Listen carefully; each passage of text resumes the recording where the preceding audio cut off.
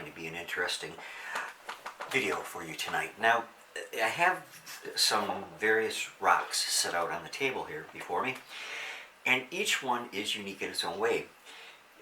How do you say it? Pareidolia, where you can see designs and things in stones or in clouds or whatever.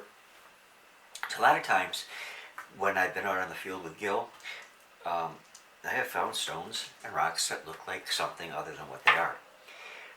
So there's a mix of actual artifacts here tonight, as well as just some really curious stones and face stones that I want to show you. Now I want to start with this piece here.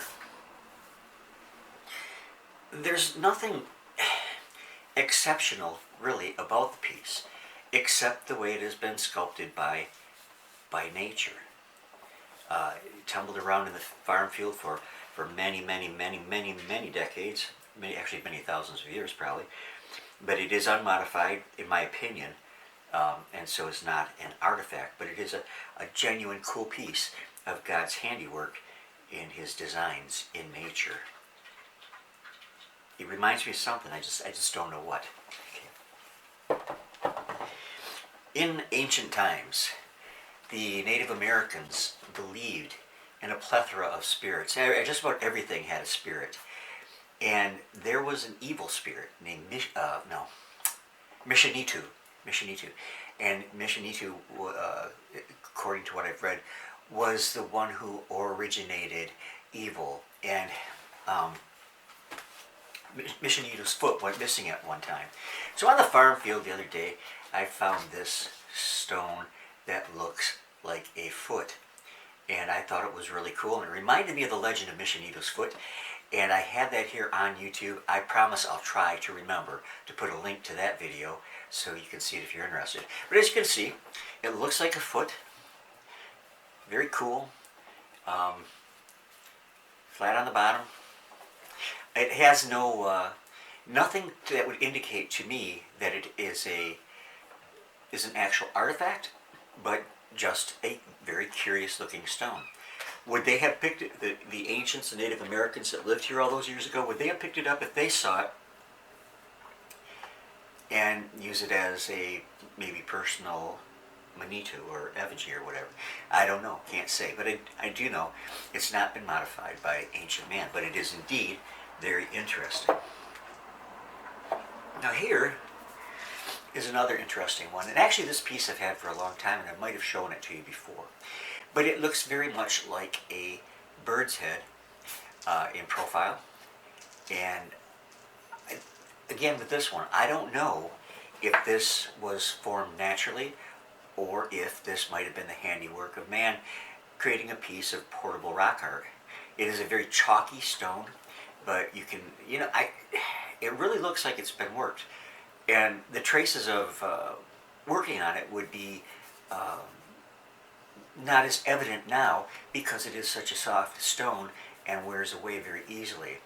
But as you can see, it looks like an eye here, the beak, top notch, and just a really cool stone. Okay.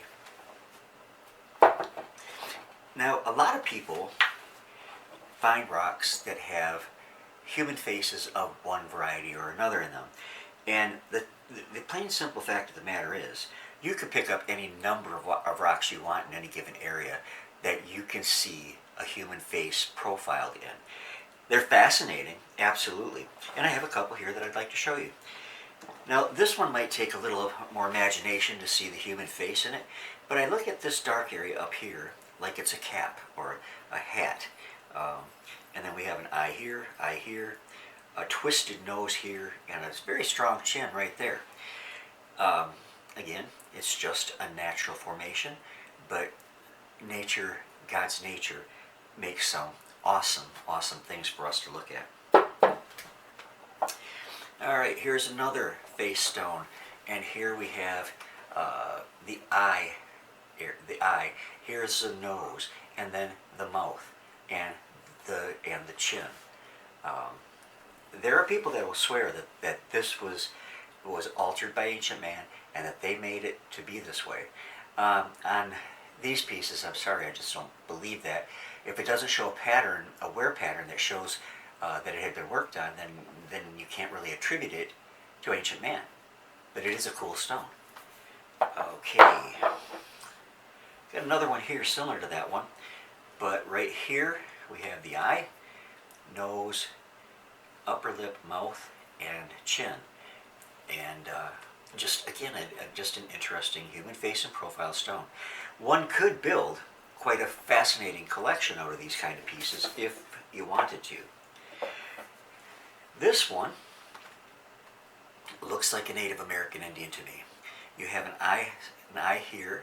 You have a very profound nose here. Then you have the upper lip, and then it drops off to, well, having not much of a chin, but it is a really cool piece too. Another face stone. Now this one might take more to see. There is a hole here, and I don't think that was drilled by a Native American in ancient times. It could have been, but at any rate, as I look at this piece, here is what I see. The eye right there, coming down to a very profound nose, curving into the upper lip here, the mouth, and then the chin. So I hope you can see what I'm talking about. It's kind of cool. Also out there, now these next few items I'm going to show you are actual artifacts. This is a beautiful piece of granite, and it has been brought down to a beveled area here, and this is a hammerstone. It's absolutely a hammerstone. There's no doubt about it. You can see the wear pattern on it, and granite would be excellent to use as a hammerstone. This has a really strong crystalline structure in it. It's a very, very pretty piece of pinkish granite, and it was used as a hammerstone. It would not have been put onto a handle. A few weeks back I showed you a very crude hand axe that I found over at the farm field. This piece comes from there also, and the verdict's out in my mind about this. It looks like an ancient, like one of the really primitive handheld choppers and that, but as I look at it here, I don't think, it could be, but I'm just not sure. But it has that very ancient look to it, and it does look like it's been worked in some ways, but they could be natural wear patterns on this too. The next three items I'm going to show you are net weights. This one is actually notched and grooved, and it would have been tied on cordage that they would have woven, and it would have been used to weight down nets, as would this one. It's a little more crude, but it has the notching on both sides so that it could have been attached. And then again, here's another one, notch here, notch here. This is granite. This one, kind of a pinkish orange granite, has some nice crystalline structure in it. But those are net weights, and the site that they were found at here borders the Saginaw River, and so it's not surprising to find that there. I have shown you some effigies in the past that I have found out on the field, and this one,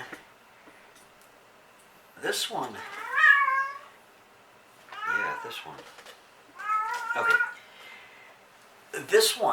This piece was laying on the sand there, and it looks like a bird's head in profile.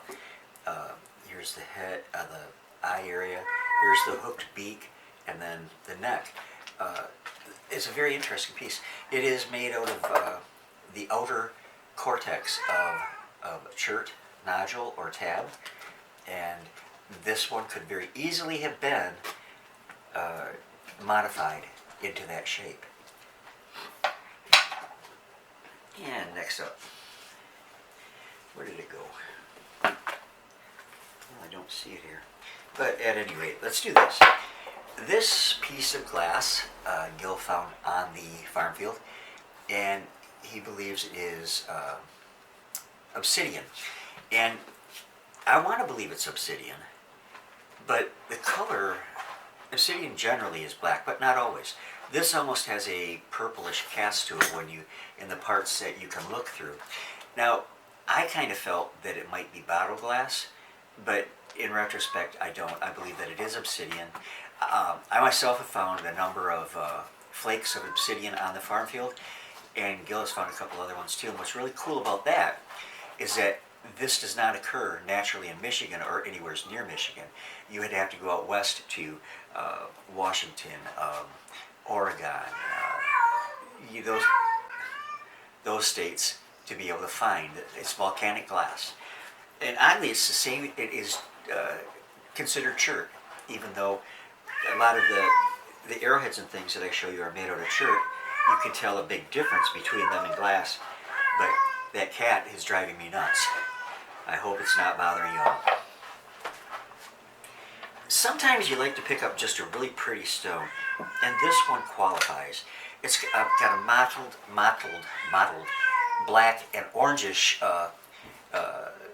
color to it, and it's very pretty. I know that the Native American Indians gravitated to these colors, and I learned that from my good friend Jerry Wagner years ago. And we do find some awesome pieces made out of this kind of stone. Recently, I showed you on my channel here a pendant or gorget that Gil found that was made out of this kind of stone. Very beautiful. If you haven't looked at it, you might want to. Okay. Oh, here. This is a piece of antler that Gil found the other day on the field, and it is quite ancient, like ones that I've shown you a short while back of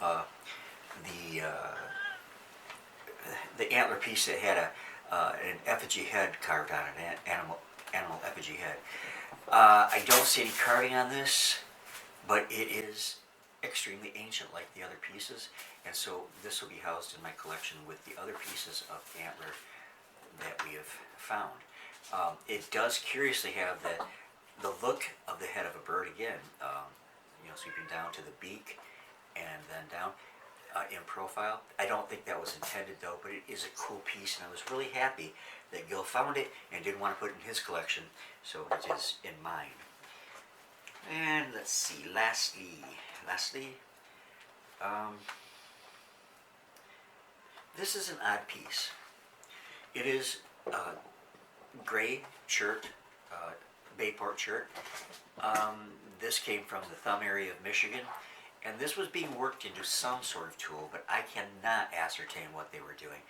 It has been used as a knife, as can be seen by the pressure flaking along the edge here, and but exactly what they were going to do with this, I can't say.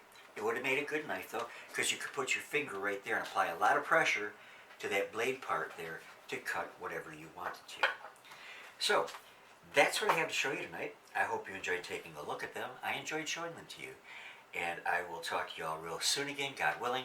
Stay safe, stay happy, and I love each and every one of you behind that monitor. God bless. See you soon.